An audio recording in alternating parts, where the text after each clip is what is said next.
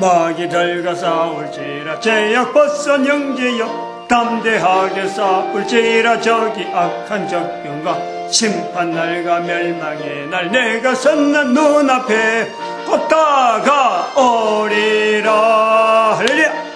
영광 영광 할렐루야. 영광 영광 할렐루야. 영광 영광 할렐루야. 곧 승리하리라. 아멘. 하나님 말씀 시편 87편입니다. 87편 1절에서 끝절까지 말씀 교독합니다. 1절 말씀 제가 먼저 받들어 봉독드립니다. 그 기지가 성산에 있으며 여호와께서 야곱의 모든 것보다 쉬운 문들을 사랑하시는도다. 인류 사이에 세계사 백문백답에 나오는 질문 100가지 그 첫 번째에서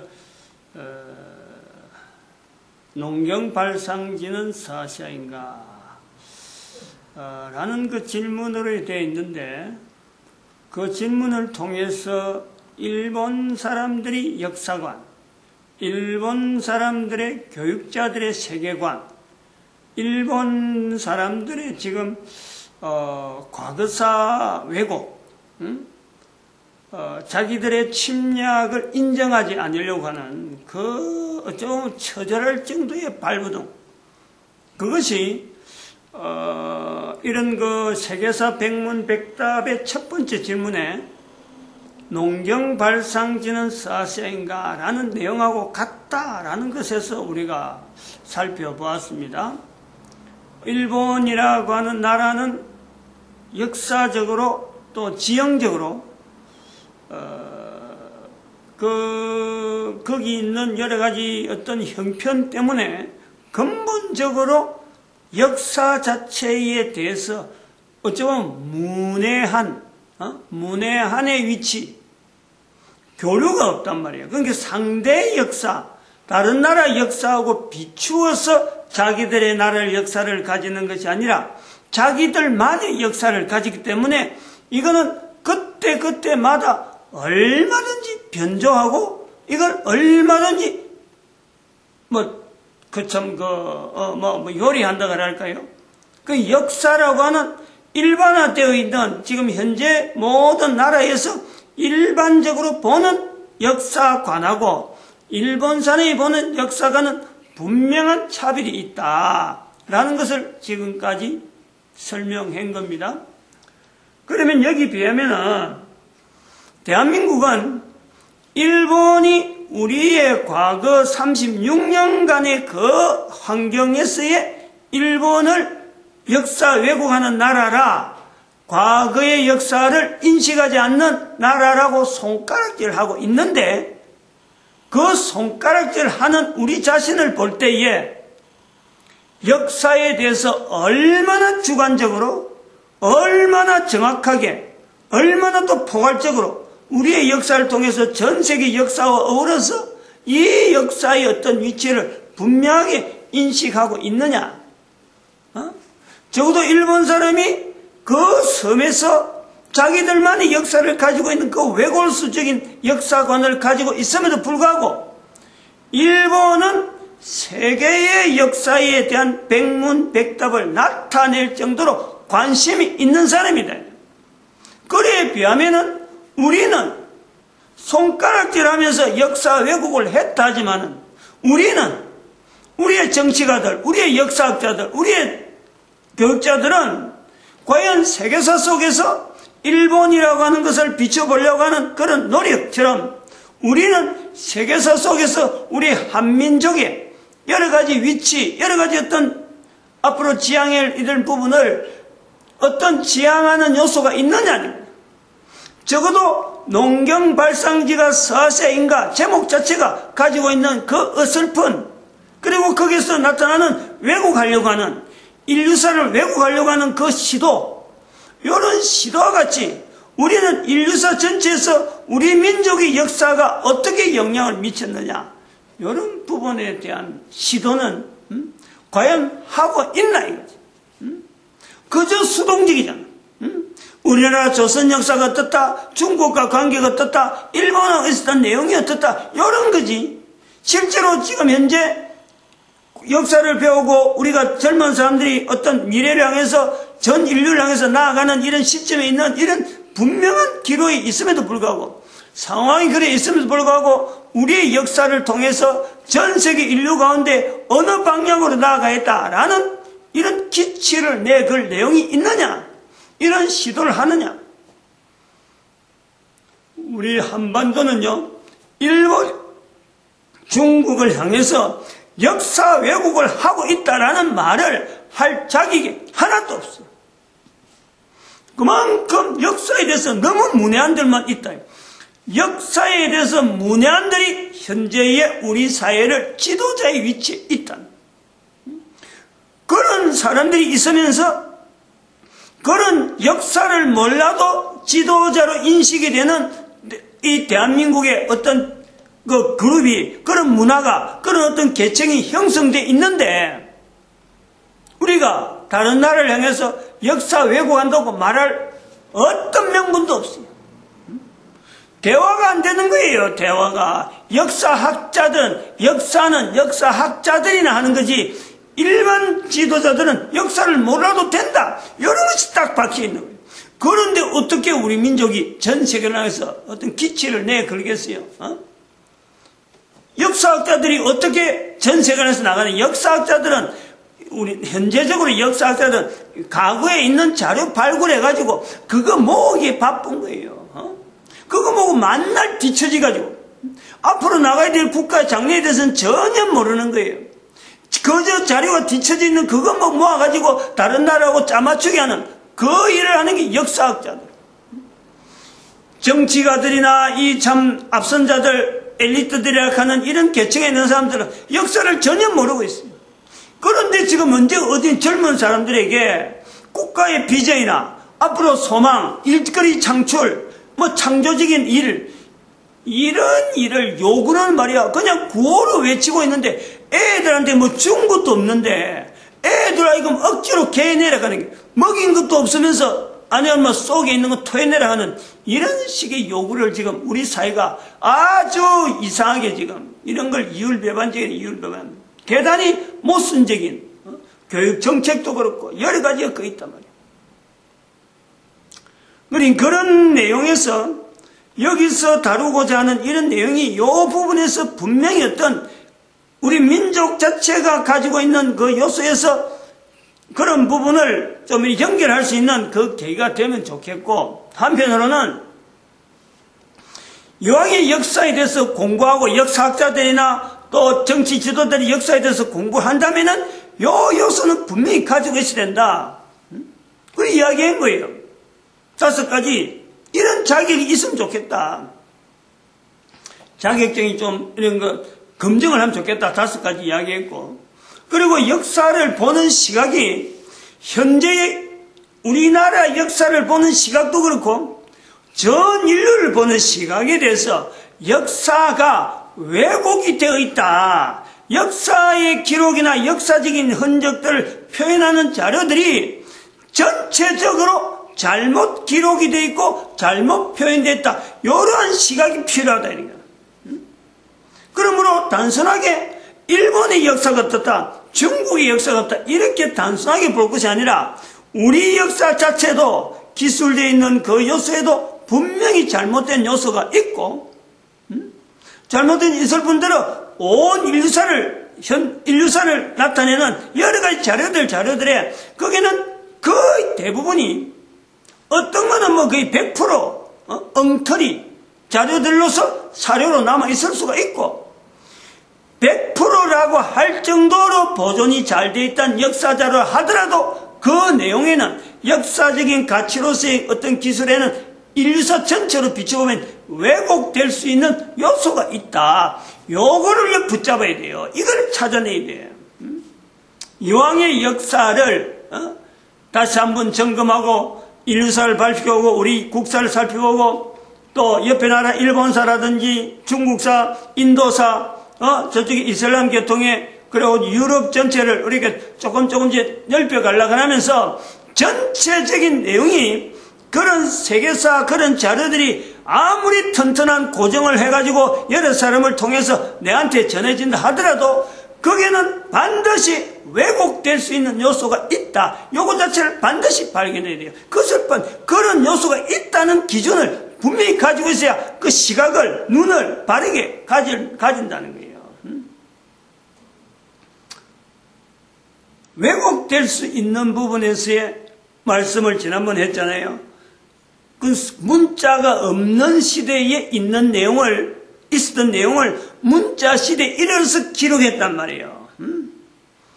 그런 것이, 그러면은, 분명히 문자가 주는 영향, 문자가 후대인데, 후대에 있는 내용을 가지고 앞에 있는 내용을 기록했기 때문에 분명히 그거는 문자적인 오류로 인해서 우리 현재 있는 우리들에게 전달되는 과정이 분명히 왜곡이 있을 수 있다. 이거는 전제된 거예요. 이것이 있기 때문에 모든 자료가 왜곡될 수 있다. 그 다음에 두 번째는 기록으로 남아있는 현재적인 여러 가지 자료를 보면요.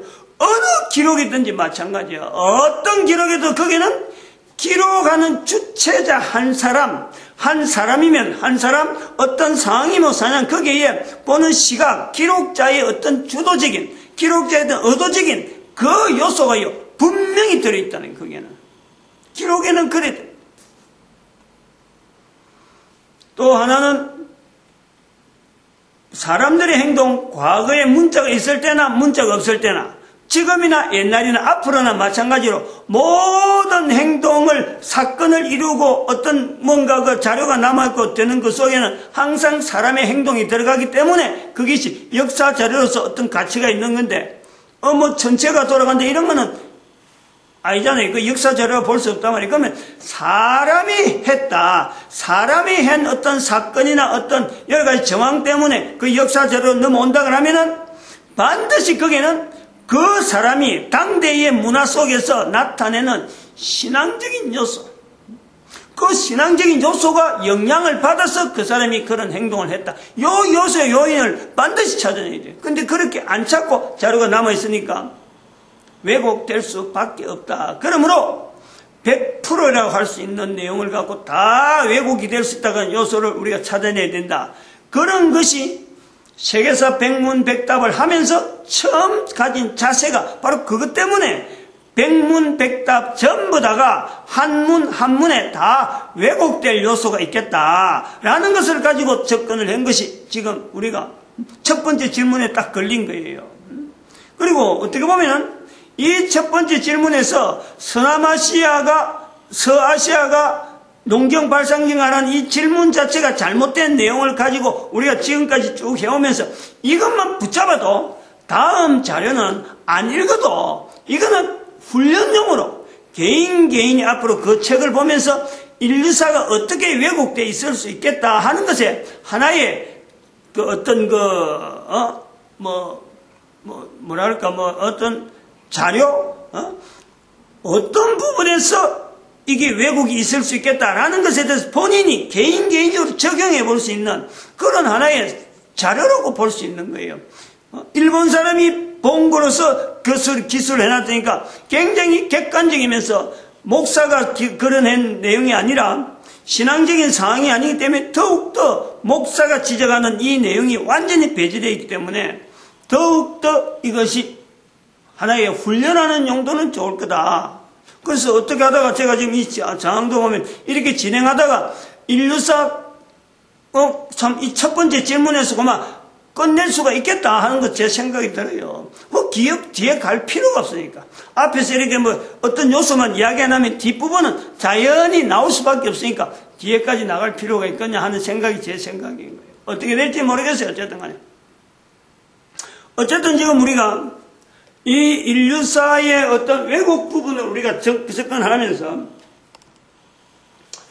지금 상고시대에 가는 소위 말하면 글자가 문자로 남겨지지 않는 시대에 이 부분에서 신앙적인 요소를 가지고 우리가 이렇게 낙원이라 하는 개념이 빛과 광명과 태양과 밝음이라는 이 요소가 전체적으로 인류사 전체를 비출 때에 신앙이라 하는 것에 공통된 요소가 있다. 그런 걸 이 상고실의 어떤 그 기준의 내용을 이야기하면서 이 역사 인류사에 대해서 상고시대에 대한 그 인류사의 왜곡의 요소를 우리가 이야기할 적에 빠뜨리지 말아야 될 어떤 공통적인 내용이 뭐냐면 공통적인 내용이 하나는 두 가지로 보는데 하나는 지형이에요. 지형. 각 곳에 있는 지형에 따라서 살고 있는 사람, 그 사람마다의 그 문화가, 그 언어가, 그들이 행동, 남긴 사건이 절대 같을 수가 없잖아요. 똑같은 시대에 살아도 살고 있는 지형이 다르면은 전혀 다른 사건들 속에 살아가는 것이 바로 우리가 당대 사람으로 우리가 볼 수 있는 거예요. 상고실에 기록이 안 남아있다 하더라도 이것은 누구든지 인정을 하잖아요. 그리고 또 우리가 볼 때는 이 상고시대에 역사를 이루고 있는 여러 가지 정황에서 역사가 남아있고 어떤 그 흔적이 남아있는 그런 또 정황에서는 아까는 위치가 다르는 것도 있지만 살고 있는 거주지가 달라서 환경이 달라서 그럴 수도 있는데 또 하나는 뭐가 있냐면 사람이 그럼에도 불구하고 이동될 수밖에 없는 상황이 있다는 거예요. 인구 이동이 있다는 거예요. 즉 사람의 일인데 거주지가 다르기 때문에 역사 내용이 다르게 남아있을 수가 있는 거다. 이것을 우리가 분명히 인식하고 거주지가 달랐음에도 불구하고 사람이 이동될 수밖에 없는 한 곳에 가만히 고정되어 있지 않고 이것이 이동될 수밖에 없는 인류 이동의 상황이 있다는 말이에요. 인류 이동의 상황에서 우리가 볼 때 인류 이동의 상황에서 볼 때 이 상고시대에서 나타날 수 있는 모든 사람의 신앙이 빛으로 되어지고 광명으로 되고 밝음으로 되고 태양으로 되어 있는 이 요소에서 우리의 과거의 상고시대의 어떤 흐름을 우리가 겨냥을 해볼 수가 있단 말이에요. 자, 그럼 이럴 때에 우리 민족은 어떤 때 기록은 안 남아있는데 분명히 거주지가 다르고 사람들이 살아간 내용이 다른데 거주지가 다름에도 불구하고 인구 이동이라는 것이 형성이 되어서 우리가 우리의 위치에서 우리 이 지역에서 살지 않았던 우리가 이곳에 왔을 수가 있겠다. 얼마든지 가능하잖아요. 요소가 그렇잖아요. 원래는 이 지역에 우리가 안 살았는데 기록이 안 남아있어갖고 몰랐는데 이런 상고시대 상황 자체가 기록이 남겨지진 않더라도 분명히 이동이 될 수 있는 요소는 있는데 그 이동이 될 수 있는 요소에 어떻게 해서 무엇 때문에 우리는 이동했을까 하는 내용을 우리가 볼 때 이 상고시대에 중심되어지는 이 신앙이란 요소 때문에 신앙의 흔적을 우리가 추적해 가다 보면은 우리가 이동되어져서 여기서 왔겠구나 하는 것을 우리가 볼 수 있다는 거죠. 이동되는 요소에서 분명한 것은 전쟁이 있을 수가 있잖아요. 전쟁. 그러나 전쟁이라는 거 이 요소예요. 인구 이동에 과연 전쟁이라는 요소만 우리가 생각할 수 있느냐? 요거는 전혀 아닌 거예요. 이 우리가 크게 오해하는 것이 있는 거예요. 전쟁이라고 사람들이 포로 가가지고 그래서 인구 이동해야 한다. 천만에요. 거기에는 신앙의 요소가 반드시 들어있다. 개인이 가지는 신앙의 요소가 있다. 개인의 신앙의 요소가 있기 때문에 전쟁이라는 틀은 주어지더라도 바로 거기에 신앙적인 개인의 마지막 부분에서 신앙적인 요소가 있기 때문에 인구가 자리를 옮겨서라도 그게 정착을 하는 사람이 있는 거예요. 이걸 우리가 잘 고려해야 돼요. 어떤 부분이 신앙적인 요소냐? 전쟁이 났음에도 불구하고 어떤 게 신앙적인 요소? 이건 우리가 연구를 많이 해야 될 일이에요. 그러나 분명한 거 하나는 있어요. 인류사에 대한 이 흐름, 역사에 대한 흐름을 이렇게 이야기하면서 흐름 속에서 역사에 대한 흐름을 가지고 이야기할 때에 지금 여기서 강의를 이렇게 하고 있는데 이 강의를 듣는 이 동영상을 보는 분명히 다른 두 계층이 있는 거예요. 즉 뭐냐면 하나는 남자고 하나는 여자예요. 남자 아니면 여자가 이 동영상을 듣는 거예요. 이거 뭐 다른 이야기 아니잖아요. 모든 인간들은 남자와 여자로 구성되어 있어요. 인류사를 이야기할 때에 역사라고 하는 이 개념은 역사는 과거의 사건이 현재의 나를 통해서 다음 후손을 연결한다. 이 내용을 받아들이는 계층이 남자고 여자는 이걸 안 받아들여요.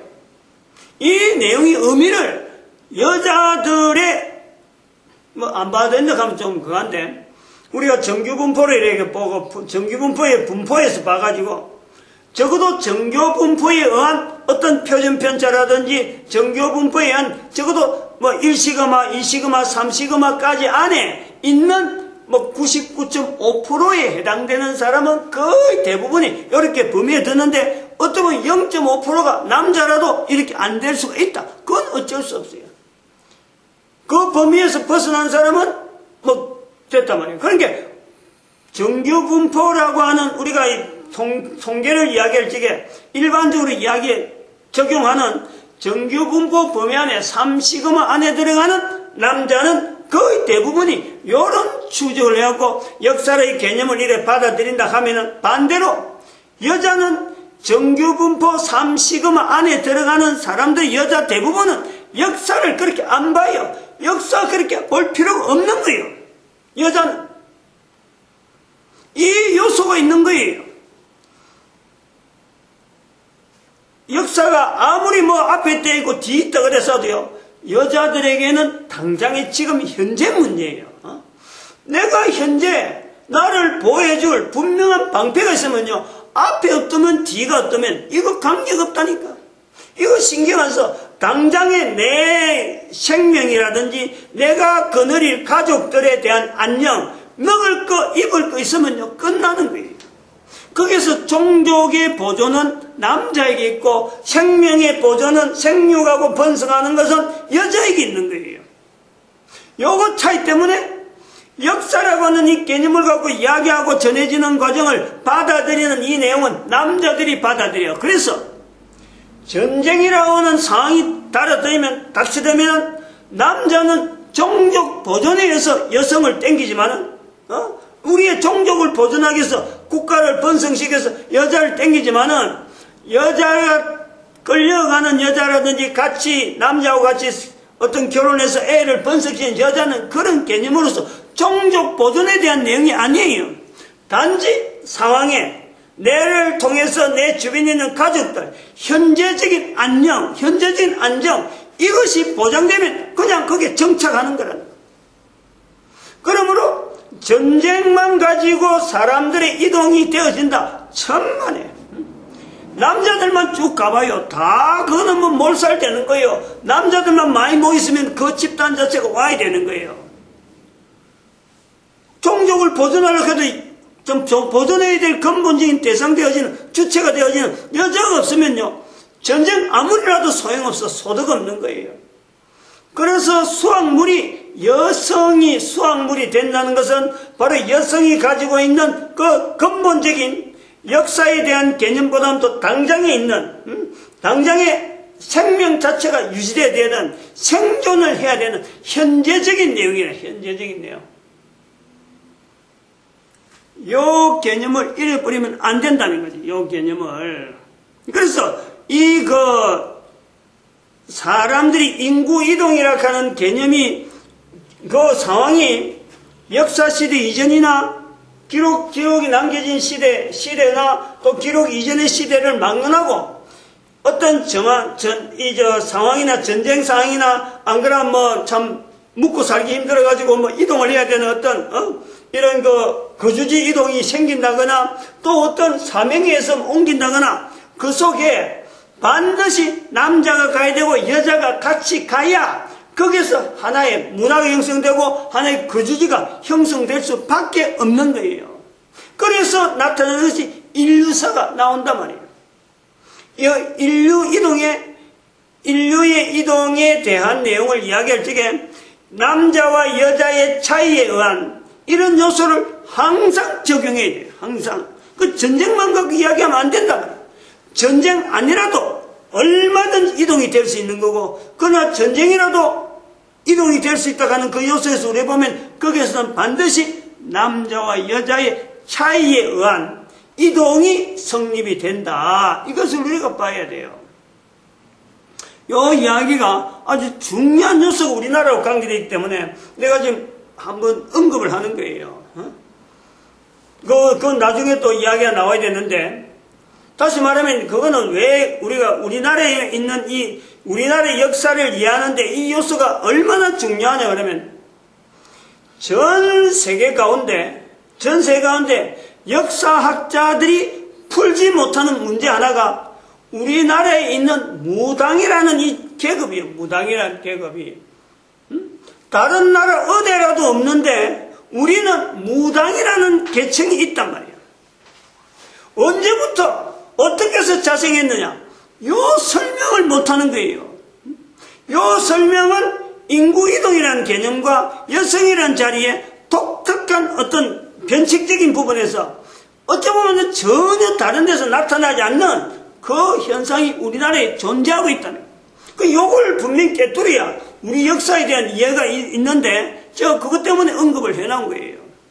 구체적인 건 또 다음에 언급을 했으니까 또 시간이 나면 또 다음에 언급을 하겠지. 근데 지금 그것보다도 상고시대 때 우리가 이 신앙적인 요소에서 이런 걸 가지고 갔는데, 그러면 이렇게 인구이동이 됐다. 인구이동이 됐을 요소에서 우리가 볼 때 인도에 지난번에 이야기했던 드라비다에서 인도 남부 드라비다에서 쓰고 있는 이 언어들이 우리 민족이 쓰고 있더라.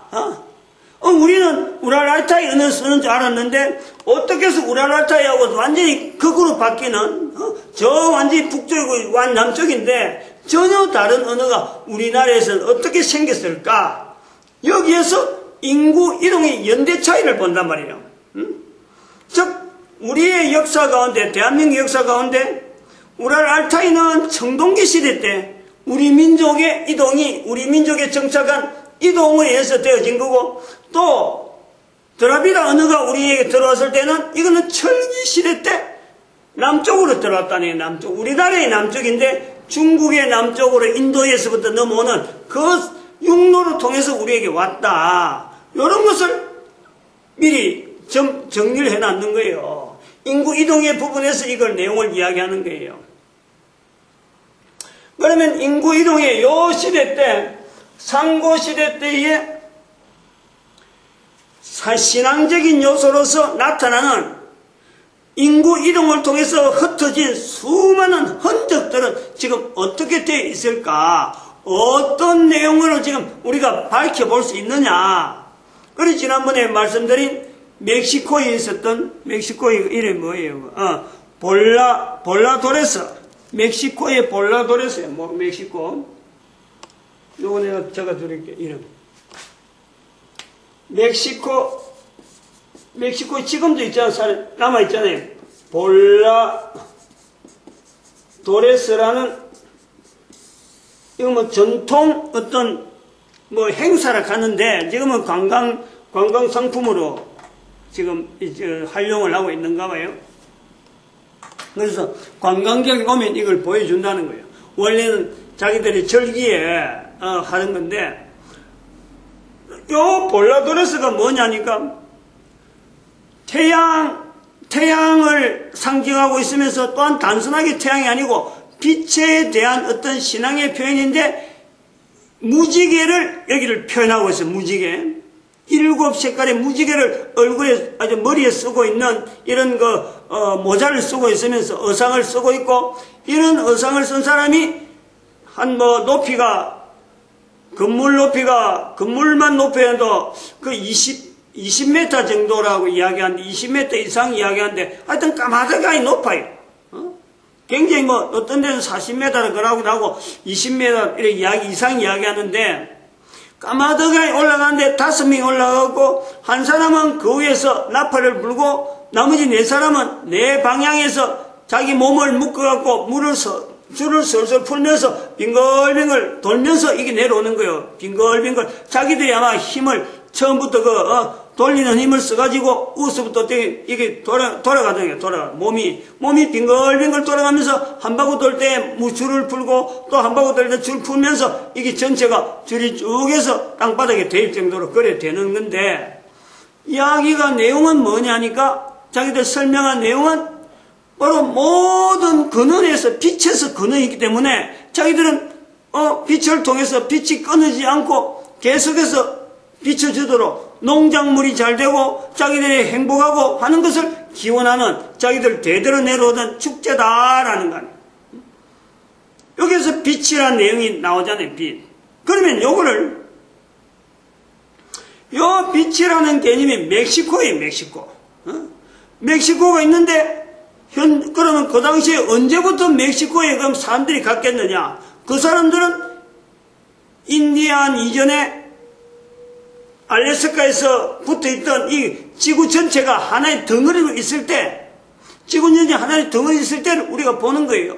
그때 육로로 해서 건너간 우리 민족하고 연결되어질 수 있는 출발점은 같으면서 계속해서 여기서 우리는 정착했고, 또 더 나아간 하나의 동진을 했던 사람들의 행로를 우리가 본다는 거예요. 왜 그럼 동진을 보느냐? 출발은 분명히 지금의 서쪽에서 보는 거죠. 서쪽에서부터 출발하는 걸로 보는데, 동진을 하는 상황, 우리나라 완 사람들도 동진을 해가지고 우리나라에 왔다. 출발지에서 볼 때는 동진이다. 왜 우리는 동진을 보느냐?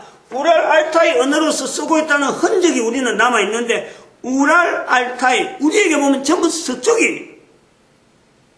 그러면 서쪽에서 온 사람들 이쪽에서 올 때는 동진이란 말이에요. 동진. 그 동진으로 왔던 사람들 중에서 우리는 자리에 앉아버리고 여기 이 자리에 앉아오고, 또 다른 사람이 일부가 지금 아메리카 대륙으로 넘어가서 그런 볼라도레스라고 하는 그런 어떤 내용들, 또 저 밑에 남미로 들어가면 페루 지역이나 이쪽에 들어가면 또 잉카 제국이 있잖아요. 잉카 제국. 거기도 보면은 빛이 들어오는 내용에서 자기들이 남긴 여러 가지 내용을 또 남기고 있던, 근데 그거는 현재적으로 잉카 제국을 개성하고 있는, 문화를 개성하고 있는 그 자체를 완전히 말살시켜갖고 그런 설명을 해준 사람이 없어요. 그냥 단지 흔적밖에 없기 때문에 우리가 설명은 못 들어요. 그런데 요 마야 문명에 가는 멕시코에 남아있는 그 마야 문명으로 일종으로 보고 있는 볼라도레스는 이런 흔적을 지금도 보유하고 있는 사람이 있다는 거예요. 그래서 상고시대 때 빛이라는 걸 근거를 통해서 하나의 흔적을 찾아 나가서 우리 민족의 자리를 우리가 보는데, 우리가 지난번에 말씀했지만 코리아라고 하는 이 말 자체도 코리아, 이것이 고레스에서 언어에서 나오는데 바로 빛의 아들로서 나오는 고레스가 성경에 있는 단어에서 우리가 추출하는 거예요. 그거를 어디야, 스페인 옆에 포르투갈의 황제가 교황한테 보낸 그 공식 문서에 우리나라 사람을 부르기를 그렇게 부른 거예요. 고레스를 봤다는 거예요. 고레스를. 성경에서 나오는 언어에서 빛의 아들로서, 빛의 아들로 표현된 그 고레스를 우리를 불렀다는 거예요. 고레스인을 만났다라는 거예요. 그 언어가 나중에 고라는 그 부분에 강한 액센트가 붙어서 코리아로 바뀌지 않았느냐 하는 것으로 추정하는 거죠. 우리를 하여금 바로 동쪽에 있는 우리의 위치를 늘 서쪽에 있는 사람은 빛의 근원으로 바라보던 그 흔적이 있다. 이런 요소. 또 우리가 다른 걸 볼 수 있다. 본다 하면은 빛에 대해서 뭐 제가 이렇게만 이야기를 하고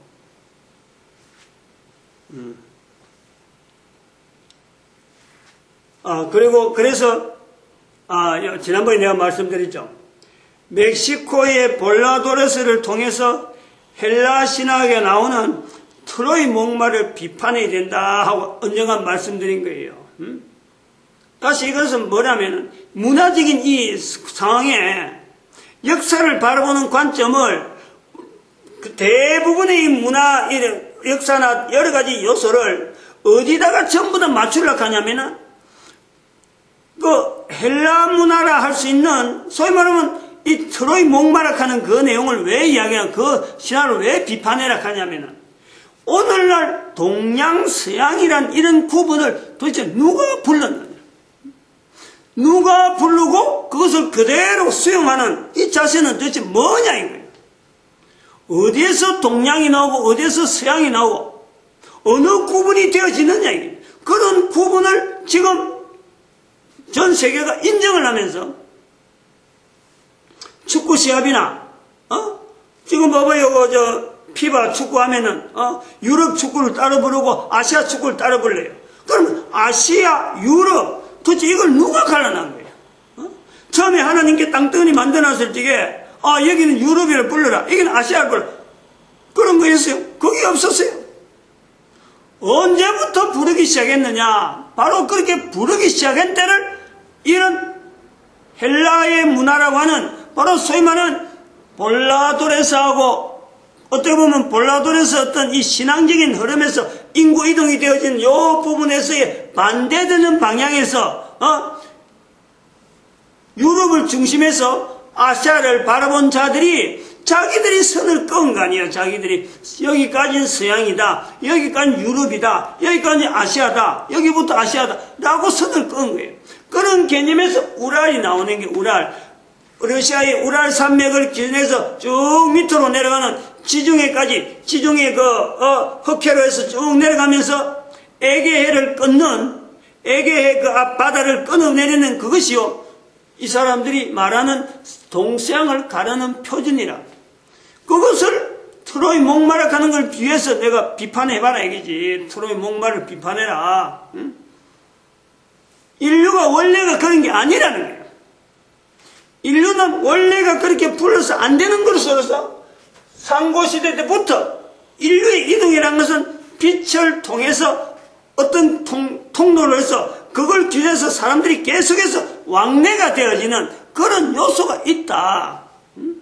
그런데 나중에 후대 사람들이 헬라 문화를 중심으로 해서 동서양을 가르고 마치 동서양 가르는 것을 서양의 우월한 거로, 서양은 우월하고 동양은 낙후된 거로, 동양 사람들은 짐승, 사람 취급도 안 하고 짐승으로 취급하고 동물원에 가둬 놨고 동물을 구경하시 우리를 구경했다는 그런 역사가 있다는 거예요.